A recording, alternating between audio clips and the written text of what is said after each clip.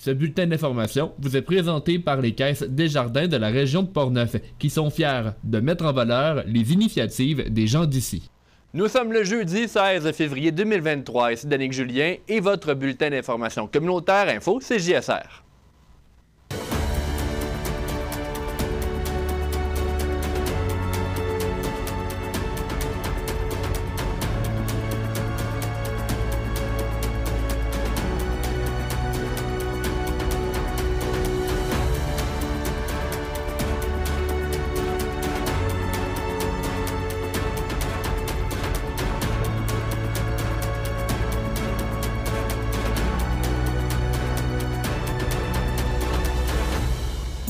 Il n'y aura pas de coupe forestière au Parc naturel régional de Portneuf.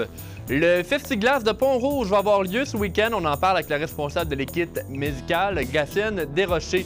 Mario Dupont, le maire de Pont-Rouge, sera avec nous pour parler de la nouvelle politique environnementale. Charles Laviolette a visité la paroisse de Saint-Raymond-du-Nord pour discuter de l'avenir des églises. Finalement, on parle des multiples conseils municipaux qui ont eu lieu sur le territoire cette semaine. Bonne émission!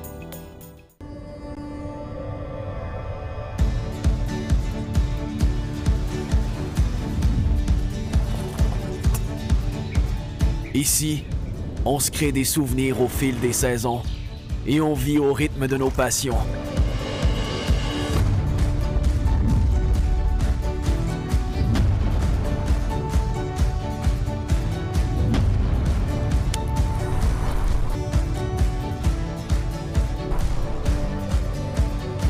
Ici, quand l'aventure nous appelle, on répond.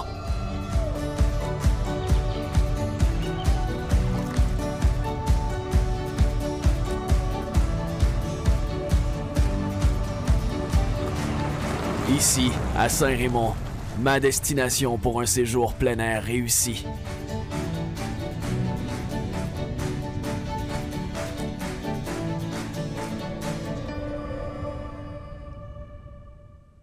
Le site du Parc naturel régional de Portneuf ne sera pas touché par des coupes forestières. Après une levée de bouclier des intervenants de Portneuf, le ministère des Ressources naturelles et des Forêts a suspendu la planification de ces coupes qui avaient débuté le 16 janvier dernier lors de l'annonce d'une consultation publique.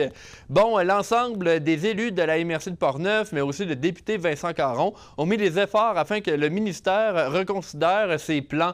Du côté de la MRC, une chose était évidente, le ministère doit collaborer à l'avance lors de planification d'aménagement forestier. Il faut travailler de concert dès le début du processus de planification afin de prendre compte des éléments sensibles du territoire dans une optique de développement durable. La MRC de Portneuf a finalement écrit sur ses réseaux sociaux qu'un travail de collaboration permettra de réfléchir aux prochaines interventions forestières à l'intérieur du parc avant même future consultation publique. Ce week-end, à Pont-Rouge, va se tenir l'événement d'escalade Festiglas qui regroupe chaque année une multitude de grimpeurs qui tentent l'escalade mixte sur la roche, mais également sur la glace. À la fin des années 90 et jusqu'en 2007, le Festiglas était l'un des plus grands rassemblements d'escalade et attirait des gens de partout dans le monde. En 2020, après plus de 10 ans sans activité, l'événement renaît de ses cendres. C'est donc du 17 au 19 février 2023 que la population pourra assister à cette nouvelle édition. Pour assurer la sécurité des grimpeurs, une équipe médicale doit être en place. Pour en parler, nous avons discuté cette semaine avec Gatine Desrochers, qui est membre de la Corporation des thérapeutes du sport du Québec et responsable de l'équipe médicale du Festiglas. Bonjour, Madame Desrochers. Bonjour. Merci d'être avec nous aujourd'hui. Ça me fait vraiment plaisir de participer à l'émission. Et parlez-nous un peu du Festiglas. Bon, on le sait, c'est des gens qui grimpent en fait sur des rochers, sur la glace également. Et bon, vous, en tant que responsable de l'équipe médicale, vous surveillez un peu ce qui se passe avec les grimpeurs. C'est quoi le genre de danger qui peut accueillir les grimpeurs lors du Festiglas? Mais dans le fond, le Festiglas, c'est une grosse compétition. C'est un événement festif pour toute la famille qui englobe une grosse compétition enduro. Il y a une compétition amateur, une compétition de vitesse. La particularité à Pont-Rouge, c'est que c'est une compétition d'escalade mixte, donc les grimpeurs vont grimper sur la roche et sur la glace. Mais la roche est très, très friable à Pont-Rouge. Fait que je ne sais pas si vous le savez, mais ça s'effrite. Fait que le plus gros danger, c'est d'avoir de la roche un peu dans le visage. Fait que des coupures au niveau du visage. Mais aussi, tu sais, la roche peut arracher là, avec les piolets, dans le fond, et c'est de voir des chutes. C'est sûr qu'il y a des ancrages de poser au mur. Les chutes ne devraient pas être au sol, mais vraiment, si on extrapole puis qu'on dit le pire scénario, ça serait une chute au sol qui ne devrait pas arriver. Là. Mais c'est vraiment le plus commun, ça va être des petites coupures ici et là, parce qu'il y a des petits éclats de roche ou même de glace là, que les grimpeurs vont avoir aussi. Votre équipe médicale va justement observer ces grimpeurs-là. Il y a comme 2 volets là, à vos activités lors du Festiglace. Pouvez-vous nous parler de ces 2 volets-là? Oui, dans le fond, on a vraiment le volet premiers soins, où ce qu'on a comme des secouristes là, vraiment formés en premiers soins pour aider les grimpeurs s'ils sont blessés là, pendant leur compétition, des petites blessures, des graphings, des éraflures, etc. Ça, on a vraiment une équipe déployée sur le site là, pour que tous les grimpeurs aient accès rapidement là, à des premiers soins. Puis c'est autant des petits cas, là, comme des coupures, qu'ils sont capables de répondre à tous les cas, autant des ampoules, que des cas de colonne, que des entorses, que des claquages, que fait que ça, c'est vraiment le volet premier soin. Puis ensuite, on a le volet thérapie, où est-ce qu'on a vraiment une équipe de professionnels en place, dont des thérapeutes du sport, pour prendre soin des douleurs et des blessures des athlètes. Que ce soit fait en compétition, sur place, ou des douleurs qui proviennent de avant. On est là pour traiter les blessures. Là. Ça peut être faire des tapings, ça peut être faire des étirements, vraiment du traitement de blessures, des mobilisations. On a une équipe de massage aussi sur place, fait que massage de détente après la compétition ou massage d'activation avant la compétition. Fait qu'on a vraiment tout pour les soins de l'athlète là, en même temps que les premiers soins. Et là, ça se passe dans le secteur de l'île aux raisins. C'est quand même un petit bout là, en fait, pour se rendre là. Advenant le fait qu'il y a un accident majeur, pour l'extraction de potentiel, est-ce que vous êtes préparé pour ça également? Oui, certainement. Notre équipe est vraiment qualifiée pour prendre soin des petites blessures, mais des grosses blessures aussi. On a vraiment un protocole en place. On a des radios pour communiquer entre nous, pour vraiment faire... préparer l'athlète, pour emballer l'athlète comme il faut pour l'évacuer en motoneige. Nous, les grimpeurs sont dans le fond du canyon, là, mais c'est vraiment prévu que les motoneiges puissent se rendre du fond du canyon en haut du canyon pour que les ambulances puissent les prendre plus rapidement et sécuritairement. Fait qu'on a vraiment des protocoles établis pour tout ça. On a vraiment du personnel qualifié et formé pour prendre soin en charge des athlètes et comme des sécuriser puis de faire en sorte qu'ils soient vraiment bien encadrés puis qu'ils soient vraiment bien pris en charge jusqu'à l'arrivée des ambulances. Madame Desrochers, vous faites partie de la Corporation des thérapeutes du sport du Québec, CTSQ. Est-ce que ça arrive souvent dans des événements sportifs ou est-ce que la CTSQ est là pour justement assurer la sécurité des athlètes?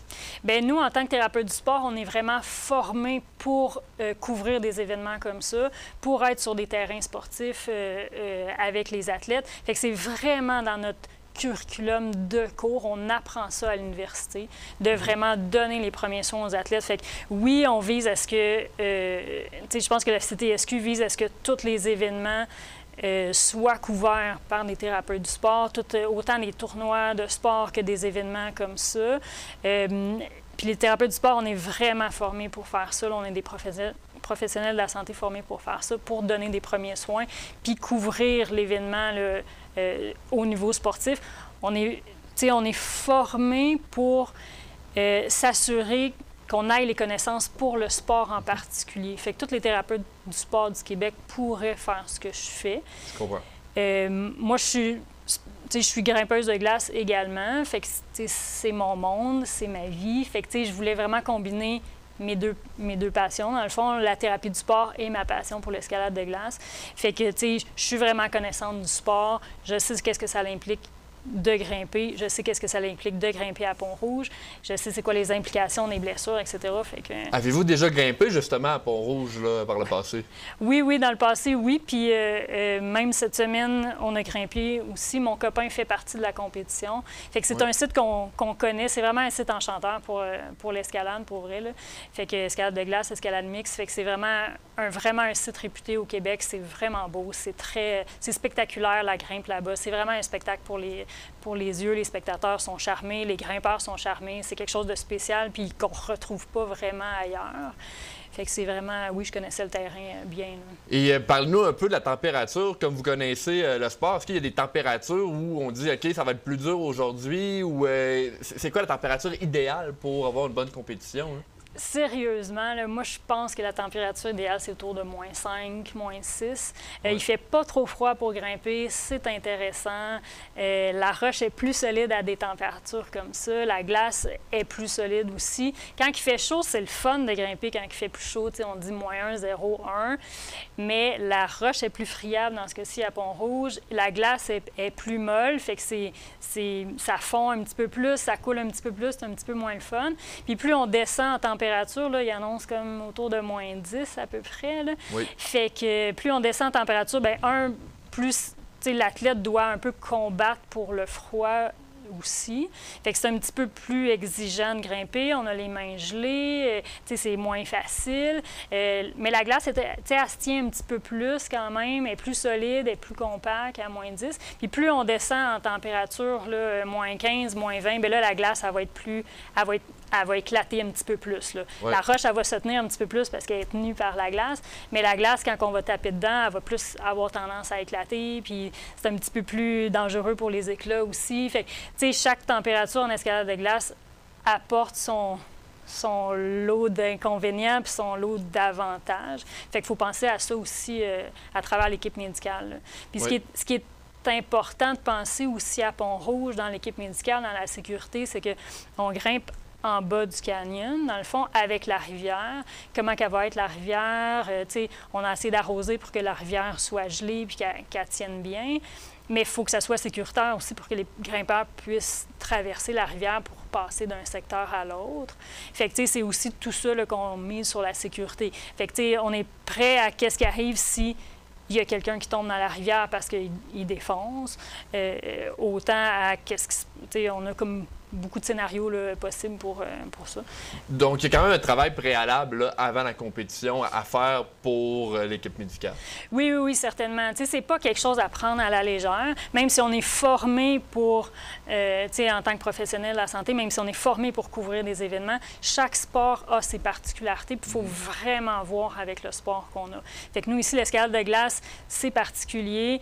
Fait qu'il faut penser d'avance à tout ce qui pourrait arriver, même si on ne le souhaite pas, puis que tout va bien se passer, puis on ne veut vraiment pas que les athlètes se blessent. Mais il faut quand même regarder toutes les composantes. Là, puis on a vraiment des composantes de naturel. Là. Le froid, c'est quelque chose, les engelures. Après ça, il y a la rivière qu'il faut faire attention.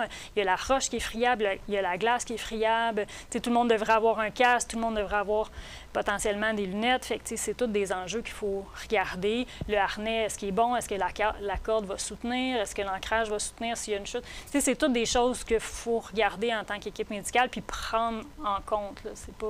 C'est pas juste de s'amener là, faire comme « OK, je suis là pour les premiers soins » puis de ne pas savoir ce qui se passe. Il faut vraiment étudier le sport.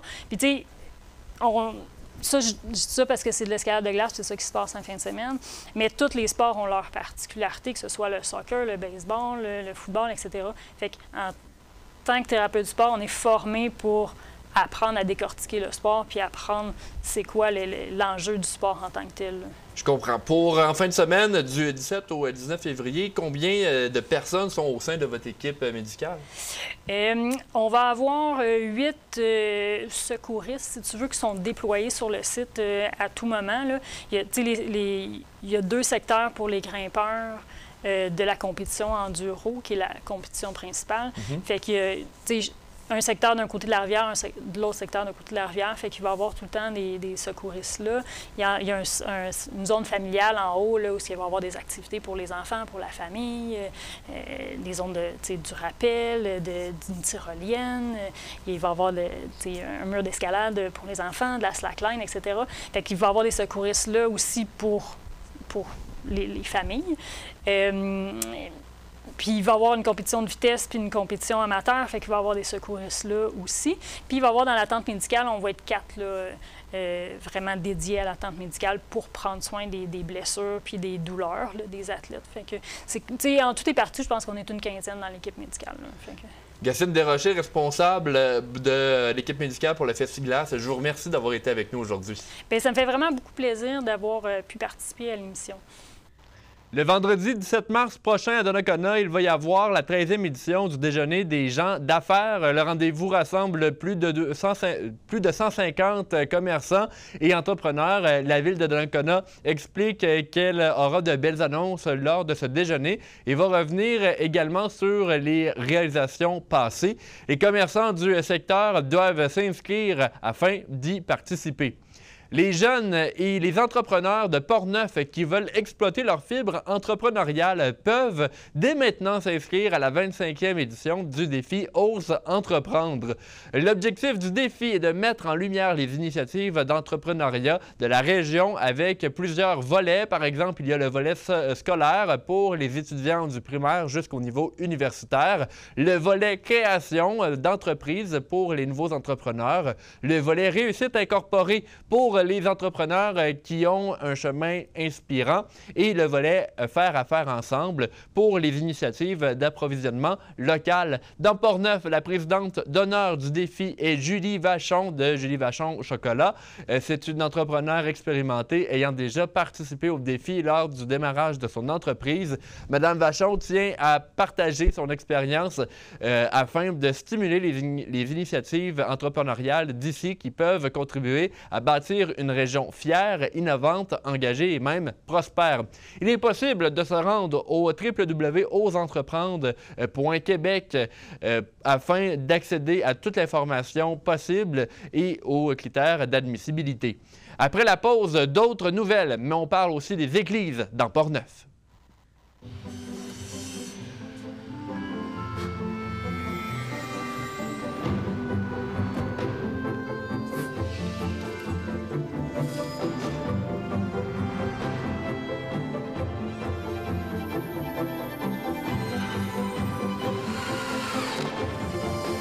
Incontournable, indispensable, inestimable.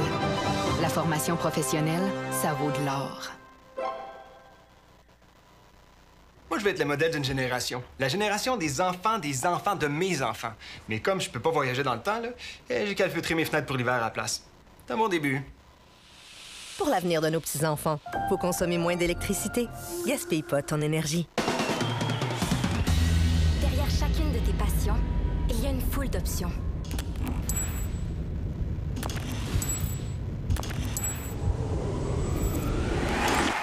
Découvre le métier qui te ressemble. Maintenant, nouvelle rapide pour vous aviser que l'Assemblée générale annuelle de la Société du patrimoine de Saint-Raymond va avoir lieu le 6 mars prochain au centre Augustine Plamondon. En parlant de Saint-Raymond, la Ville a effectué une mise au point lundi dernier auprès de la population alors que de nombreux bacs de déchets ont été renversés et brisés lors d'opérations de déneigement. Le maire Claude Duplain a expliqué que de nombreuses plaintes avaient été acheminées lors des dernières semaines en raison de bacs brisés. M. Duplain demande autant aux déneigeurs qu'aux citoyens de faire preuve de civisme et de faire attention. On l'entend dès maintenant concernant la distance souhaitée d'un bac en bordure de route. La Ville de Saint-Raymond vous informe de l'importance de bien positionner ces bacs de déchets pour faciliter le travail des véhicules de déneigement en période hivernale. À cet effet, il est interdit de placer ces bacs dans l'accotement ou sur le trottoir, sans quoi les bacs entravent le travail du chauffeur de la déneigeuse et peut les renverser et les endommager. Voici les bonnes pratiques. Placez vos bacs dans votre entrée à un minimum de 1,5 mètre de la voie publique ou du banc de neige.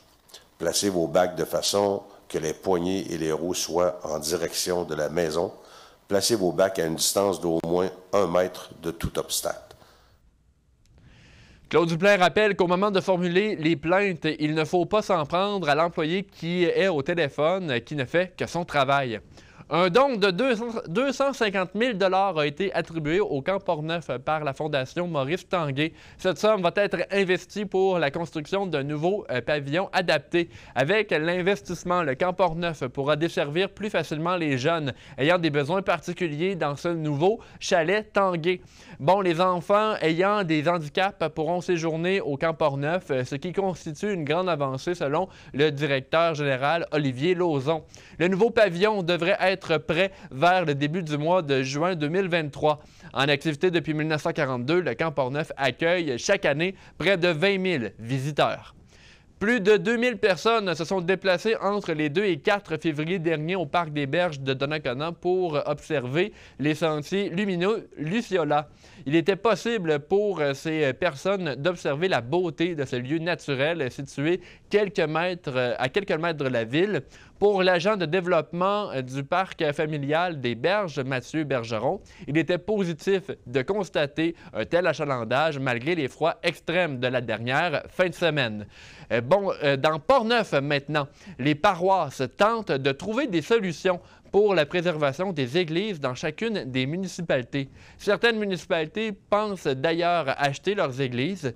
Dans la paroisse de Saint-Raymond-du-Nord, c'est une possibilité pour plusieurs de ces bâtiments religieux. Charles Laviolette s'est entretenu cette semaine avec Eddie Alain, le directeur de la paroisse. Voici le reportage. Avec la baisse marquée du nombre de fidèles et les multiples scandales qui plombent sa réputation et ses finances, l'Église québécoise est à un tournant. Dans Portneuf, il y a actuellement 3 paroisses qui se séparent le territoire. On est en droit de se demander qu'est-ce qui va se passer avec les églises de la région, alors que plusieurs sont classées patrimoniales. Les intervenants consultés parlent d'un véritable raz-de-marée qui s'apprête à déferler sur le Québec, alors que plusieurs communautés n'auront pas le choix de se départir de leurs églises pour améliorer leur santé financière et poursuivre leur mission. Nous débutons aujourd'hui une série de 3 reportages autour de cette question. La paroisse Saint-Raymond-du-Nord a été créée en 2018 et regroupe les communautés de Rivière-à-Pierre, Sainte-Christine, Saint-Léonard et Saint-Raymond. Nous avons rencontré son directeur, Eddie Alain. La problématique que les églises se vident, c'est date pas d'hier. Ça fait très longtemps. On ne s'en rend pas compte parce que c'est une personne de moins, tranquillement, qui n'est plus là, mais ça diminue. Les municipalités de Sainte-Christine d'Auvergne ont démontré son intérêt à faire l'acquisition de l'église. Si on vend l'église de Sainte-Christine, l'entente qu'il y aura avec la municipalité, c'est que les messes vont continuer à se faire dans la sacristie. Et il y a eu des approches aussi avec la municipalité de Saint-Léonard qui a montré aussi un intérêt. Saint-Léonard, c'est une question plus en 3 ans que ça va se discuter. Mais 2 à 3 ans, mais la Ville est en train d'étudier et faire des analyses financières. Là. La Ville de Saint-Raymond proposait de porter acquéreur pour à peu près une somme symbolique de très peu d'argent, mais en échange, il permettait de continuer d'utiliser l'Église telle qu'elle est là pour 10 ans, puis même plus longtemps. Là. Un peu comme l'exemple de la ville de Neuville a fait avec son église. Et Rivière-à-Pierre, l'hiver, l'église est fermée, puis les célébrations ont lieu dans la salle municipale. Donc, il y aura une négociation pour qu'on pourrait peut-être continuer à le faire à l'année, parce que l'idée, c'est de fermer l'église de Rivière-à-Pierre. Le presbytère de Rivière-à-Pierre, on est en train de trouver des solutions pour s'en départir, le vendre.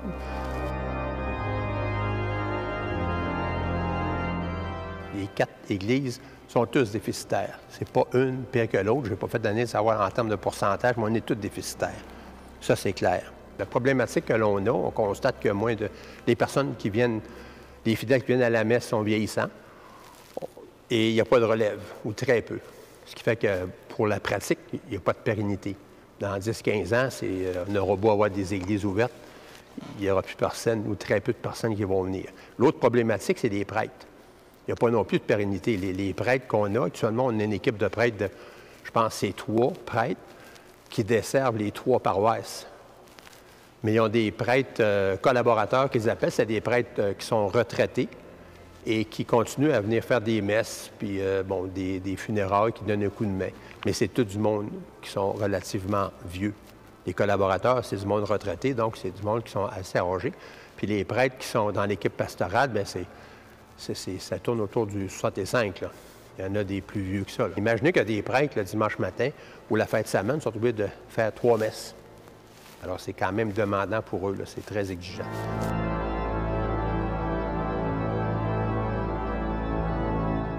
Alors, si on fait un retrait stratégique là, rapidement, on a des fonds, il y a beaucoup d'argent en banque, on est capable de continuer à fonctionner. Si on n'a plus de coûts reliés aux immeubles, on peut continuer à penser à offrir la mission. Parce qu'en fait, nous, on est des gestionnaires, mais la gestion, le but de tout ça, c'est la mission, c'est-à-dire continuer à assister, à faire des célébrations eucharistiques, des baptêmes, des mariages, puis de la pastorale en général. L'idée, c'est pas de fermer, c'est de continuer à offrir la mission. Et ça, c'est important de le dire. Mon opinion à moi, on ne devrait pas focusser sur des églises parce qu'ils sont cités, parce qu'ils sont patrimoniales, parce que, tu sais, si c'est patrimonial, puis c'est financé non pas par le culte, mais par des administrations publiques, ça va. Mais sinon, vous savez, la vraie mission, là, c'est pas le patrimoine, là. La vraie mission, là, c'est l'enseignement de quand que Jésus-Christ est venu sur la terre.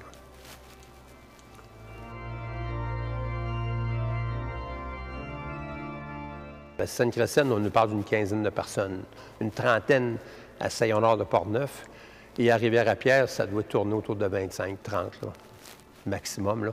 Ici, il y a plus de gens, bien sûr, parce qu'il y a quand même un bassin de population, il y a 10 000 habitants à Saint-Ramon, plus que 10 000, ce qui fait qu'il y a peut-être au-dessus de 100-125 personnes. L'idée, c'est aussi de peut-être continuer à offrir des services à Sainte-Christine, puis ailleurs, mais pas à la semaine. Ça pourrait être aux 2 semaines, ça pourrait être une fois par mois.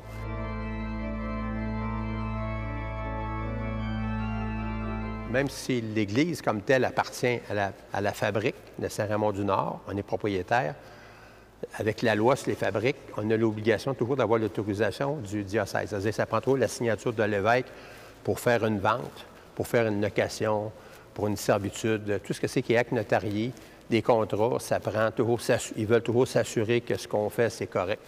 Puis ça, il y a des procédures qui sont assez longues, là, c'est difficile, là. Là, je te dirais que le diocèse de Québec a aussi probablement des problèmes financiers aussi, là. Comme là, ils sont pris dans des poursuites. Les abus sexuels et tout ça, là. Bon, bien là, ils sont en négociation, là, parce que c'est au civil, là. Ces gens-là, ce qu'ils veulent, c'est de l'argent. Alors là, ils sont en négociation pour régler à l'amiable. Puis là, on parle de dizaines de millions de dollars, là.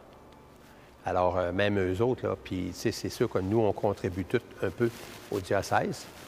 Alors, si eux autres, ils ont des fonds, ils ont un compte en banque, là, mais à la longue, ce compte-là, il va fondre, là. Alors, s'il y a moins de donateurs ici, il va en avoir moins là-bas, fait que ça va devenir, eux autres aussi, là, par la bande, là, ça va leur occasionner des problèmes, là.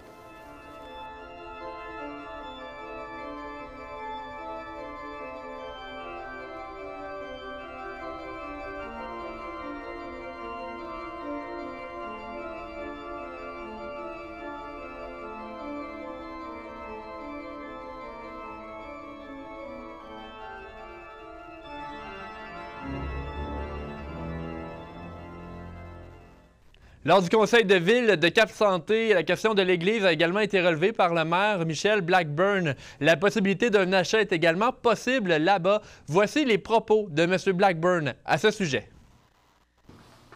Ce sera donc dans les prochains mois que le conseil de ville de Cap-Santé devra se pencher très sérieusement sur la question. Pouvons-nous convenir ensemble que ce genre de décision, rare dans l'histoire d'une ville, ne doit pas se prendre à la légère, mise sur le coup de l'émotion? Le phénomène de cession des églises aux municipalités n'est pas nouveau. Certaines municipalités ont vécu des histoires heureuses et d'autres malheureuses. Ce que je vous propose aujourd'hui, c'est de nous laisser le temps, à nous tous, de comprendre l'enjeu. Quelle est la situation particulière de Cap-Santé? Quels sont les impacts rattachés à une reprise? Quels sont les impacts à ne pas le faire? Qui peut reprendre un monument de la sorte? Quelles sont les possibilités de reconversion? Comment les autres ont fait? Qu'ont-ils fait? Autant de questions dont nous n'avons pas les réponses aujourd'hui, mais qui seront nécessaires à la prise de décision. Après la pause, on parle de la nouvelle politique environnementale de Pont-Rouge avec le maire Mario Dupont. J'ai toujours eu l'ambition d'inventer des batteries d'auto électriques pour qu'on soit tous en voiture dans le futur. Mais j'ai même pas de permis. Fait que, à la place, j'ai acheté des électros Energy-Star. Pour un Québec plus vert, faut consommer moins d'électricité. Gaspille pas ton énergie. Derrière chacune de tes passions, il y a une foule d'options.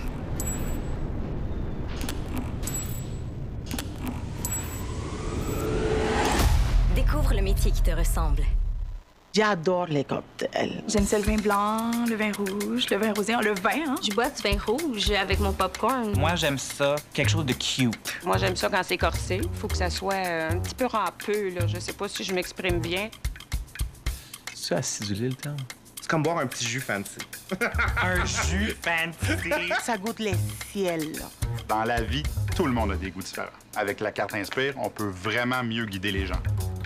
Oublie ça, je capote. La ville de Saint-Raymond a avisé la population qu'une borne de recharge double va être installée alors que la ville en a fait l'annonce. Cette dernière va être située dans le stationnement central attenant à l'hôtel de ville, soit à proximité du Subway. La ville de Saint-Raymond mentionne qu'il y a un manque de recharge pour les véhicules électriques sur son territoire et que des efforts sont mis en place pour régler le problème. Concernant cette nouvelle borne, les coûts sont couverts par une subvention. La semaine dernière, on vous informait d'une nouvelle politique environnementale à Pont-Rouge. Pour en apprendre plus sur le sujet, je me suis entretenu avec le maire Mario Dupont. Cette semaine, on écoute cette entrevue. Monsieur Dupont, bonjour. Bonjour, Monsieur Julien. Merci d'avoir accepté l'invitation aujourd'hui pour parler de la nouvelle politique environnementale de Pont-Rouge. Dites-nous, avant d'entrer dans les détails de cette politique-là, pourquoi avoir décidé de mettre en place la politique environnementale? En fait, le fait de vouloir mettre la politique environnementale, il y a plusieurs plans, parce qu'il y a aussi sa protection de l'eau. L'eau, on ne l'a pas indéfinie, puis on est en train de travailler cet été notre puits Paquette, qui est notre principale source d'eau, et on a un devoir de protéger cette eau-là. Mais en même temps, quant à faire la politique, on a décidé aussi pour réduire les déchets, puis il y a une raison à ça, c'est que les déchets, tout ce qui rentre dans l'écocentre, en fait, quand vous passez à 365, vous avez des odeurs, hein? Puis si tout le monde, on fait une gestion de nos déchets pour les déchets ultimes, on va avoir moins d'odeurs. Fait que, puis en même temps, notre centre va durer plus longtemps. Fait que c'est dans cette optique-là que la Ville a décidé, compte tenu qu'on est une des grosses villes du comté de Portneuf, il y a Saint-Raymond, Pont-Rouge et deux grosses villes du comté de Portneuf, on a décidé de mettre vraiment la barre puis de dire, écoute, il faut le faire, puis il faut s'impliquer. Puis on a beaucoup de gens, des citoyens de Pont-Rouge, qui nous demandaient, pourquoi vous ne faites rien pour que ce soit sur le papier, sur plein de choses qu'ils nous demandaient. C'est pour ça qu'on est parti avec la politique environnementale. Donc, une politique environnementale qui touche un peu à tous les facteurs de l'environnement. Vous l'avez dit, l'eau, il y a aussi les matières résiduelles. Il y a un total de 6 volets là, à cette politique. Exactement, exactement. En fait, si je te me permets, les volets, c'est la protection d'eau potable. On a la gestion des eaux usées et pluviales. Ça, quand on arrive avec celle-là, des eaux usées pluviales, on a des tuyaux qui sont combinés encore à Pont-Rouge, à des endroits, dont cet été, qu'on va voir des travaux qu'on va faire sur la rue du Pont, c'est justement pour les séparer. Oui. Le problème que ça amène quand on a nos fameuses pluies diluviennes pendant l'été, c'est que l'eau qui est du pluvial qui s'en va dans les égouts, ça remplit et là, il y a des risques potentiels de déversement, puis on déverserait dans la rivière Jacques-Cartier. On ne veut pas que ça arrive. C'est pour ça qu'on est proactif, pour être certain qu'on n'arrive pas avec des problèmes environnementaux. Fait qu'on a ce volet-là. On a le volet agriculture et relations avec la terre. Il y a plusieurs gens qui nous demandaient de faire des jardins de façade. Il y en a que leur sud, le sud de la maison, la façade est au sud au lieu d'être en arrière.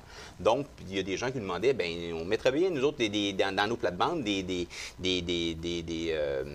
un jardin pour pouvoir faire des légumes, et ainsi de suite. En même temps, on a une politique pour la forêt nourricière qu'on a aussi au niveau du parc du Verger. Oui. On a commencé à mettre des pommiers pour ce qui est sur le bord de la rivière aux pommes. Utopiquement, c'est drôle parce qu'on l'appelle la rivière aux pommes, mais il n'y a aucun pommier. Fait que on est en train de replanter. On va régler le problème. Oui, bien c'est ça. On va régler le problème. On a sur l'aménagement du territoire qui est là-dessus. On a la gestion des matières résiduelles, tantôt, comme vous me parliez. Puis on a des actions administratives au niveau de l'administration. Donc, c'est autant pour nous, au niveau de l'administration, qu'on doit montrer l'exemple puis qu'on le met en application. Moi, avant d'appliquer cette politique-là, on a commencé déjà à l'appliquer au niveau de l'hôtel de ville et on a décidé de le mettre à la grandeur de la ville de Pont-Rouge. Au niveau des gens qui habitent à Pont-Rouge, qu'est-ce que ça va changer, cette politique-là? C'est quoi les petits changements? Il va y en avoir plusieurs, j'imagine, de l'adaptation à avoir. Bien, le changement que ça va apporter, si on parle pour la protection de l'eau potable, c'est que l'arrosage des pelouses se faisait 3 fois semaine. Là, c'est 1 fois semaine. Puis ça va finir à un moment donné qu'on n'aura plus d'arrosage. À quelque part, c'est que l'eau potable, on prend de l'eau potable pour arroser. Et c'est le principe, c'est essayer de protéger notre ressource si on veut avoir de l'eau. L'eau, c'est la première des choses qui est importante. L'autre chose qui va avoir un impact au niveau de la population, c'est au niveau de la consommation. Oui. En fait, c'est tu peux consommer, mais tu vas consommer intelligemment. Donc, est-ce que c'est normal que tu vas acheter quelque chose qui est avec beaucoup de suremballage quand tu peux acheter de l'autre côté quelque chose qui a moins de suremballage? Aussi, favoriser l'achat plus local à ce moment-là. C'est toutes des choses qui ont des impacts. Oui, il y a des impacts à ça. Et parlez-nous du volet matière résiduelle. Quand on regarde restaurant, on regarde épicerie, les sacs, les petits caissons pour emporter la nourriture, c'est toutes des choses qu'on veut réduire ou on veut faire des changements là-dedans. On veut faire des changements. Il existe des choses sur le marché. Oui. En fait, je prends l'exemple de la poutine. La poutine est servie dans un plat d'aluminium avec un couvert de plastique. Oui. Il existe des contenants de carton. Là, je sais que quand j'ai parlé avec le Vieux Mot, ils sont en train de faire des tests, justement, parce qu'ils font des tests pour la poutine. Ils font des poutines, ils les laissent 10 minutes. Ils font avec celle de plat d'aluminium, avec le couvert de plastique et l'autre en carton. Après 10 minutes, ils rouvrent puis ils dégustent pour voir quelle est la texture de la poutine. Et jusqu'à date, ils n'ont pas trouvé encore le produit final. Mais c'est que ton plat d'aluminium qui est utilisé pour la poutine, tu ne peux pas le mettre dans le recyclage comme ça. Il faut qu'il soit nettoyé. Il n'y a personne qui va le nettoyer. Par contre, s'il est dans un contenant de carton ou dans quelque chose qui est compostable, tu peux prendre ta nourriture avec le carton et l'envoyer carrément dans le compostable. Il existe des contenants aussi pour que ce soit les clubs sandwich, et ainsi de suite. De toute façon, le foam, il va disparaître. Ça, c'est une norme fédérale. Il va disparaître. Mais moi, ce que j'ai vu vraiment qui disait beaucoup de choses au niveau du compostage, c'est quand j'ai été faire un tour aux îles de Madeleine. Je vais plus souvent aux îles de Madeleine, j'ai un petit pied à terre qui est là-bas.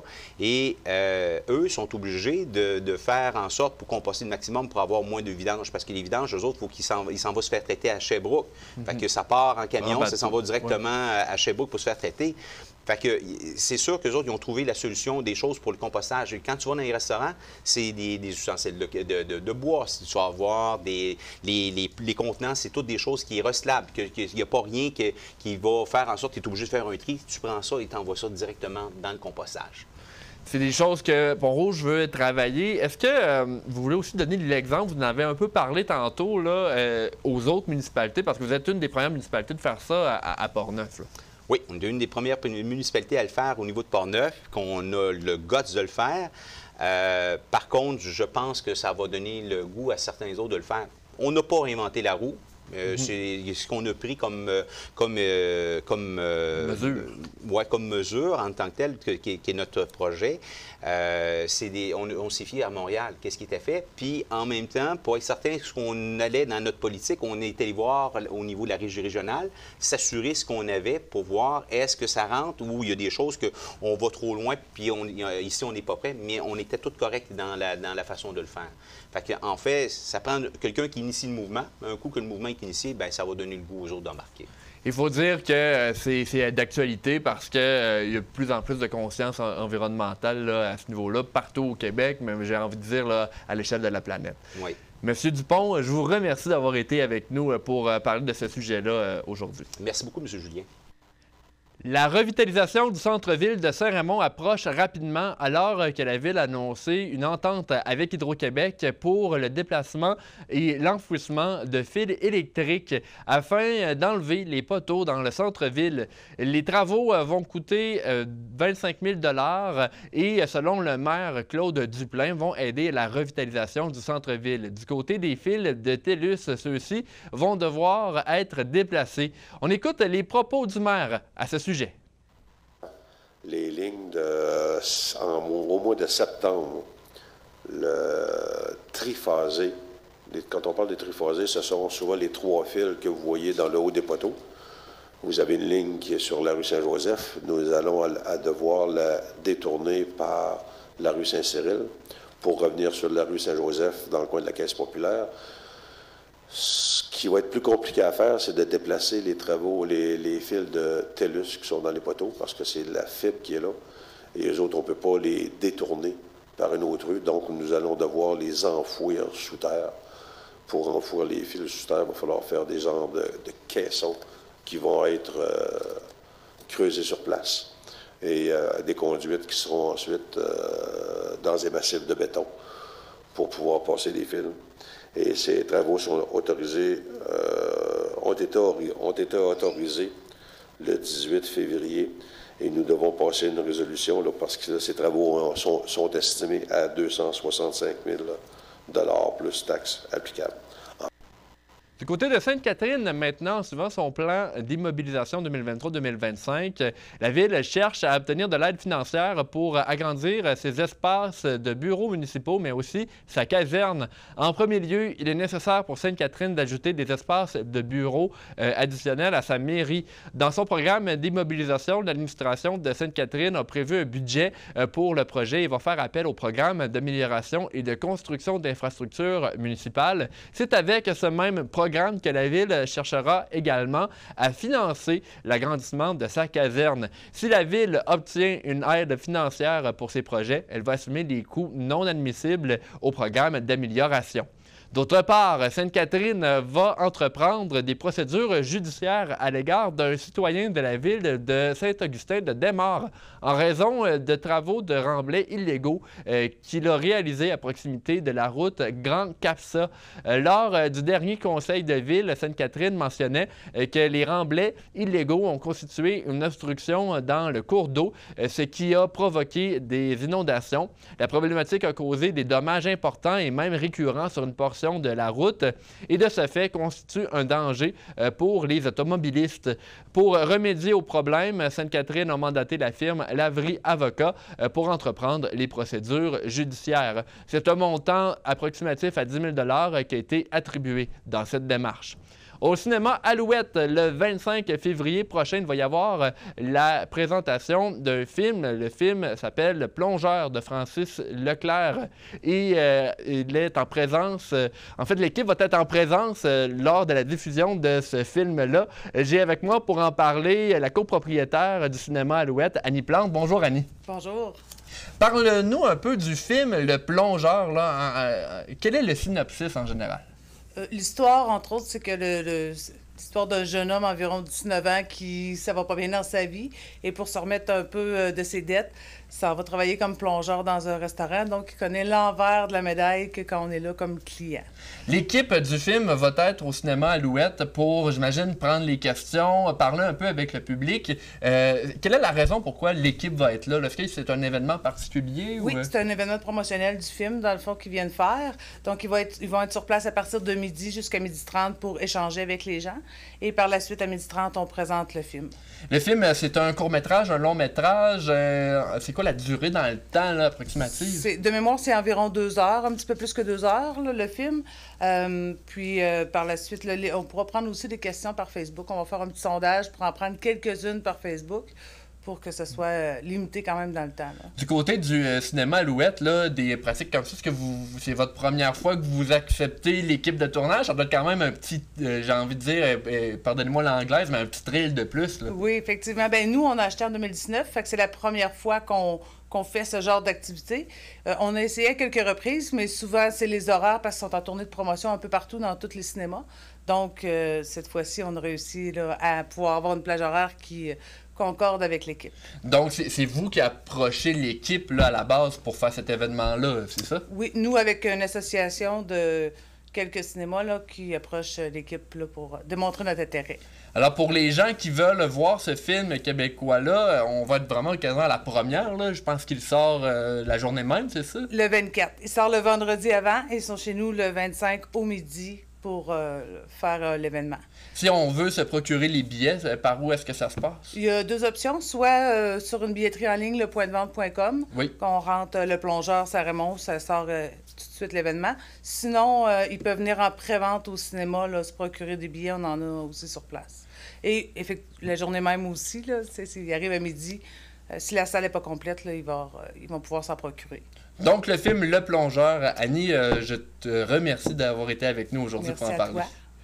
On poursuit maintenant dans le bulletin d'information parce que la 4e édition de l'événement Dansereau en lumière va se dérouler à Pont-Rouge le 3 mars prochain entre 18h30 et 21h. La ville de Pont-Rouge mentionne que les participants seront plongés dans l'univers inspiré d'un vieux conte oriental nommé La Précieuse Étoile.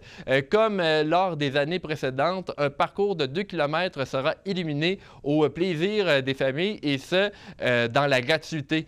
Quelques ajustements ont été effectués par le comité organisateur pour cette édition 2023. De ces changements, on note la modification du tracé, ce qui va permettre d'éviter la circulation, d'éviter la circulation en contresens des participants dans le sentier. Un parcours plus court sera également offert pour les jeunes familles.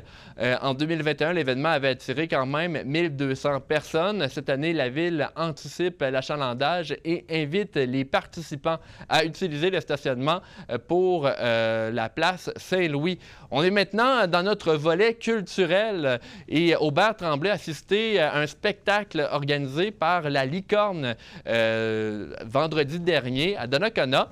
On va l'avoir avec nous dans quelques petites secondes pour parler de cet événement culturel. Bonjour, Aubert. Bonjour, Danick.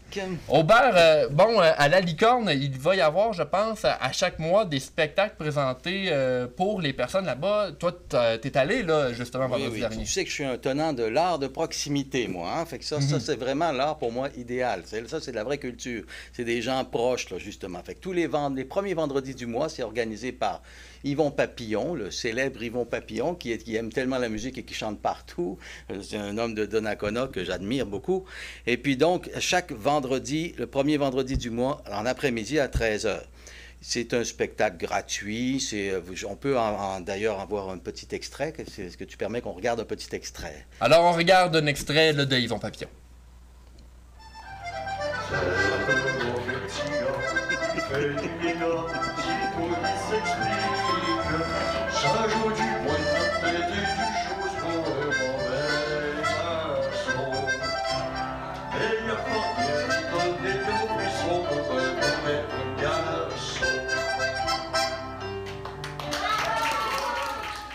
Donc, la personne qu'on a vu chanter, là, c'est Yvon Papillon, c'est lui qui organise là, cet événement-là. Exactement. Il fournit même le système de son. Puis bon, il m'a invité à y aller. Je vais y aller dans deux mois. Mais là, le 3 mars, ça va être Robert de Harnais, qui est un saxophoniste qui va être accompagné par une bande de son.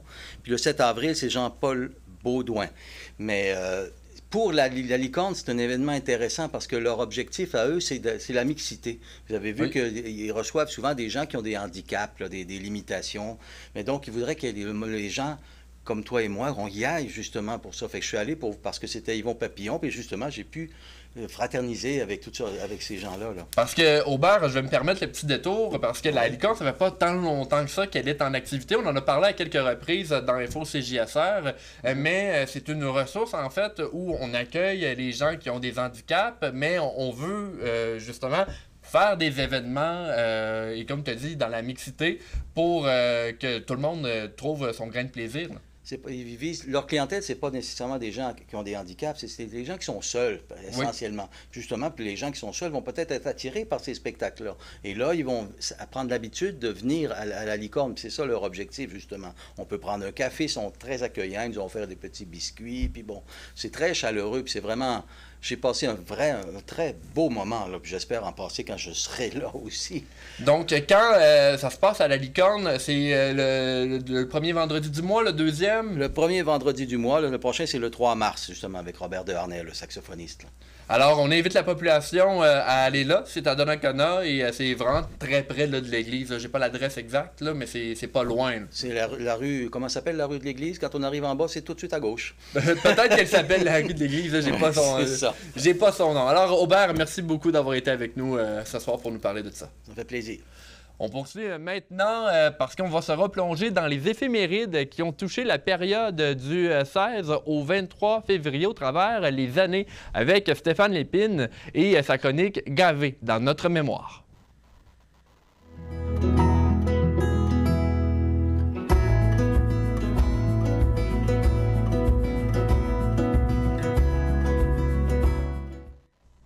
Mon cher Danick, le 16 février, cette semaine-là, il y a des choses assez majeures. Mais d'ailleurs, je vais te poser une question premièrement. Est-ce que tu peux imaginer qu'on glisse dans la Côte-Joyeuse à Saint-Raymond? J'imagine que ça ne s'est pas fait souvent. Non, ça s'est fait une seule fois. C'est dans le cadre des activités du 150e anniversaire de la ville de Saint-Raymond.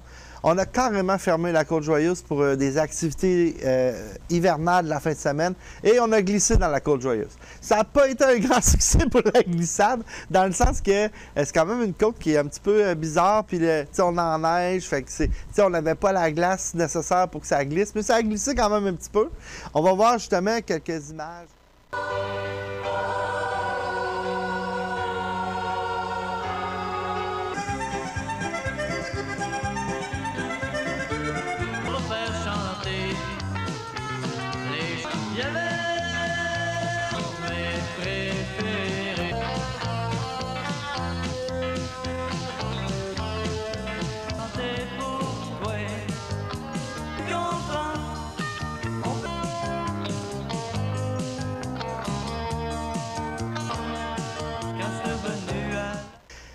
En 2006, ça aussi, c'est quand même quelque chose d'intéressant. Ça aussi, c'est de CJSR. C'est que le câble distributeur, à l'époque d'Eri Télécom, aujourd'hui, c'est Cogeco. Mais d'Eri Télécom commençait son expansion. Alors, CJSR, par le fait même, a fait la même chose. Parce qu'avant, c'était Saint-Raymond, Saint-Léonard, Lac-Sergent. Il y avait juste ces municipalités-là. Et là, on a continué l'expansion avec les secteurs de Pont-Rouge et de Saint-Marc-des-Carrières. Alors, si aujourd'hui, on a un bingo qui se rend jusqu'à, je ne sais pas moi, Notre-Dame de Montauban d'un côté, Shannon de l'autre côté, tout ça, bien, ça a commencé en 2006 par cette petite expansion-là de Pont-Rouge et Saint-Marc. Petite, c'est quand même gros, là. Pont-Rouge, c'est la deuxième ville en importance au niveau du réseau. Et Saint-Marc, bien, il y a tout le secteur Saint-Marc, Saint-Gilbert, Saint-Alban. Et puis après ça, on est allé vers Saint-Casimir et compagnie. Alors, ça aussi, c'était une belle expansion. Et en 2012, imagine-toi à l'époque, aujourd'hui, c'est comme un petit peu, excusez l'expression normale, qu'on parle de l'avenir de nos églises dans chacune des municipalités. Hein. Il y a même eu des réorganisations pastorales. Mais ça a brassé beaucoup. Si on se reporte il y a 10 ans, parce que les gens avaient toute leur organisation pastorale, chacun dans leur coin. Et là, c'était, là, on manque de monde, on manque de prêtres, tout ça. Il faut vraiment réfléchir à comment on va fusionner tout ça. Ça n'a pas été facile. Il a fallu que le diocèse vienne faire des rencontres un peu partout pour mentionner que ça allait être complètement différent. Et là, on voit aujourd'hui, c'est comme automatique. Là. Il y a comme, on le voit, la baisse à tous les niveaux, même au niveau de l'emploi. C'est difficile de se trouver des employés maintenant. Oui. Alors imaginez de garder avec des bénévoles, garder les paroisses intactes, c'était impossible. Donc maintenant, il y a des grandes paroisses. Je pense qu'il y a 2 ou 3 paroisses maintenant dans le comté. Alors, c'est ça, ça a commencé en 2012. Alors, il y a un gros programme cette semaine. On parle maintenant des informations policières, oui, des affaires policières, parce que le 11 février dernier, des patrouilleurs motoneigistes se sont rendus à Saint-Raymond afin de participer aux neiges en fête. Vous le savez, il y avait des événements là, lors de la dernière fin de semaine. Ils en ont donc profité, selon la Sûreté du Québec, pour faire de la sensibilisation et effectuer des opérations de sécurité. Plus de 80 motoneigistes ont été interpellés et près d'une quinzaine de constats d'infraction de différentes natures ont été émis. Le Le lendemain, des agents ont arpenté les sentiers de la MRC de Lotbinière. Plus d'une cinquantaine de motoneigistes là-bas ont été interceptés et 7 constats d'infraction ont été attribués. On reste toujours dans les affaires policières parce que le 8 février dernier, en collaboration avec le groupe tactique d'intervention, la coordination drogue niveau 1 et le service du renseignement criminel de Québec, les policiers de la Sûreté du Québec de la MRC de Portneuf ont effectué une perquisition dans une résidence de la rue des Braves à Pont-Rouge. Sur place, 3 hommes âgés de 27, 32 et 43 ans ont été arrêtés. Les individus pourraient s'exposer à des accusations de trafic de cocaïne, possession pour vente de cannabis, possession d'armes prohibées, possession de cannabis illicite, possession d'autres substances. Les agents ont saisi de la méthamphétamine, une trentaine de grammes de cocaïne, près de 5 grammes de roches de crack, du cannabis illicite et du matériel lié au trafic de stupéfiants. Au retour, on va parler des événements qui arrivent en fin de semaine dans Portneuf.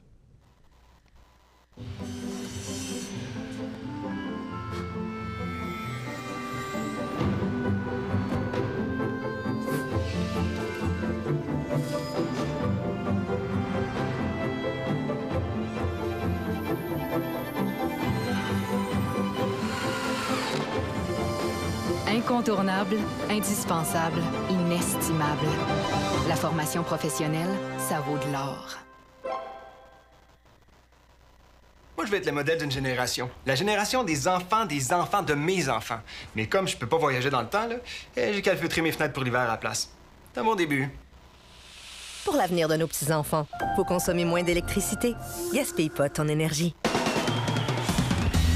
Derrière chacune de tes passions, il y a une foule d'options.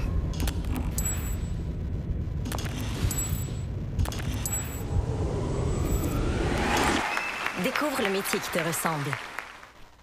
On a parlé avec vous tout à l'heure du Festiglas parce que ça commence demain où il va y avoir les compétitions d'escalade à Pont-Rouge. C'est dans le secteur de l'île aux raisins, mais il faut dire, ce n'est pas seulement ça qu'il va y avoir dans le Festiglas parce que dans ces 3 jours-là, il va y avoir des conférences également. C'est pour toute la famille, observer les athlètes en train de faire ces compétitions-là. Évidemment, là, la population est invitée en grand nombre pour aller voir ça. C'est l'un des événements qui va avoir lieu en fin de semaine dans le comté de Portneuf, mais pas que, parce qu'à Saint-Raymond, il va y avoir aussi d'autres activités. Bien que neige en fête, c'était lors de la dernière fin de semaine. Il faut dire qu'il va y avoir ce samedi un concours de sculpture à Saint-Raymond. Évidemment, ce concours de sculpture-là, il lui fallait s'inscrire à l'avance. On en avait parlé il y a quelques semaines. C'est avec Mathieu Fecteau, lui qui va montrer aux gens l'art de la sculpture sur glace, mais aussi sur neige. C'est une des choses qui va être démontrée dans cette compétition-là parce que chacune des équipes formées de 4 personnes, également des personnes qui sont âgées de 18 ans et plus, vont pouvoir faire des sculptures afin de pouvoir remporter un montant de 500 $ où on le donne à un organisme de Saint-Raymond. C'était l'une des choses que Étienne Saint-Pierre de la ville de Saint-Raymond nous avait avisé. Il y a autre chose également un peu plus tard dans le secteur de Portneuf parce qu'il va y avoir le festival de la banquise du 24 au 26 février 2023. C'est une autre chose qui arrive. On se rappelle, il y a un concours de photos où les gens pouvaient partager leurs photos. L'une d'entre elles, en fait, les photos qui ont été partagées vont se retrouver dans des blocs de glace. Pour la programmation 2023, évidemment, il y a un 5 à 7 le 24 février à la Marina. Vernissage et illumination de l'exposition de photos sous les glaces. Il va y avoir le parcours d'œuvres en réalité augmentée à découvrir sur le quai et œuvres de cinéma, d'animation présentées à la Marina par le musée ambulant. Le samedi 25 février, il va y avoir à 13h sur le fleuve la fameuse course de canot à glace de 10h30 à 15h30 au parc à bateau. Ça, c'est évidemment en face du quai de Portneuf. On dit glissade, sculpture sur neige participative, initiation au ski de fond, hockey, tir au but et foyer extérieur. Finalement, il y a aussi le chapiteau chauffé qui est de 11h 14h à 15h30, cette même date. Beaucoup de choses là pour la programmation. Je vous invite à aller voir ça sur le festivaldelabantquise.com où toute la programmation est là. Et pour conclure le bulletin d'information, il y a autre chose importante, plutôt au niveau politique qui arrive dans le comté de Portneuf. Oui, parce que 2 postes de conseillers à Cap Santé ont officiellement... en fait, il y a eu des élections qui ont officiellement débuté pour combler ces 2 postes-là. Les citoyens vont être appelés aux urnes le 12 mars prochain 2023. Les élections surviennent après les départs des conseillers Martin Jacobs et Josiane Trottier au district 1. Daniel Normand et Sylvain Bourgeois ont donné leur candidature et au district 2, c'est Alyssa Germain-Cameron, Marc Vézina et Henry Janssen qui sont candidats. Le vote par anticipation pour ces élections est le 5 mars prochain. C'est donc ce qui complète InfoCJSR en ce 16 février 2023. Merci à Tony, Luc, Aubert, Jérôme et nos invités pour leur participation à l'émission. C'était Danick Julien. Bonne soirée.